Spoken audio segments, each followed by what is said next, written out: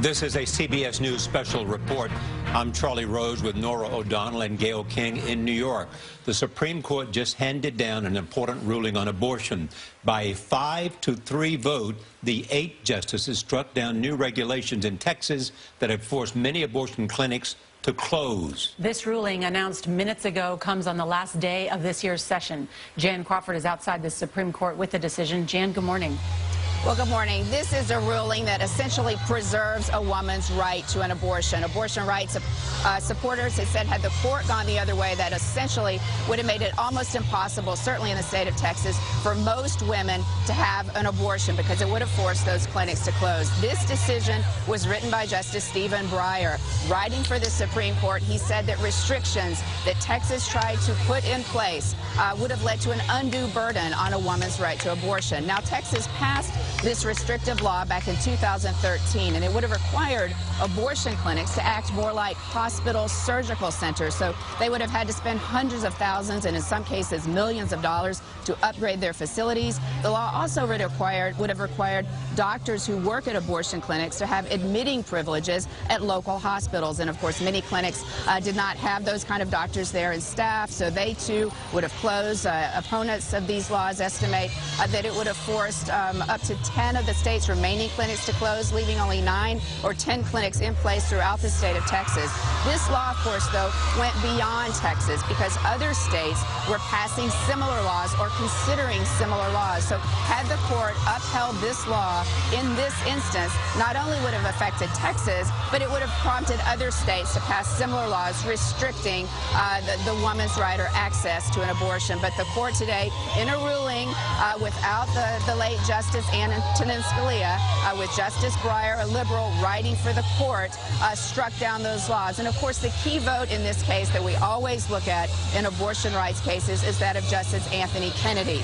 Justice Kennedy is a conservative. He was nominated by President Reagan, but he has refused to strike down Roe versus Wade, which of course guarantees a woman's right to an abortion. However, Kennedy sides with conservatives in allowing restrictions on abortion. This marks the first time that Justice Kennedy has found an abortion regulation that he didn't like, that he thought went too far. So today, he sides with the liberals and provides that key 5th decisive vote to strike down these regulations. Charlie and Nora.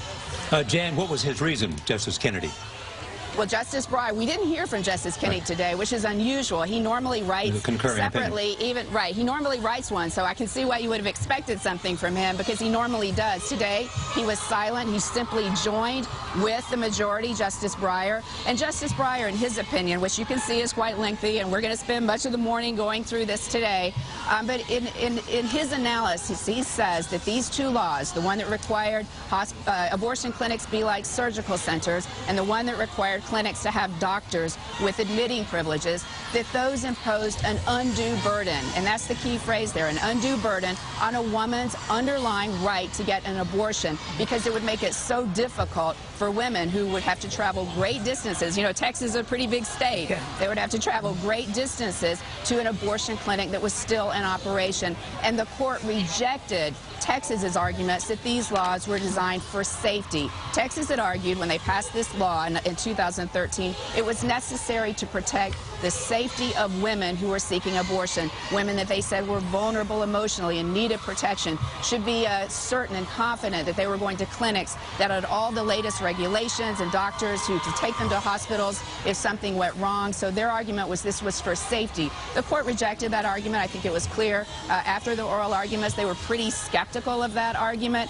So today, again, the Texas laws were struck down because the court decided that it was just too much of a burden on women's right to an abortion without any real state interest on the other side.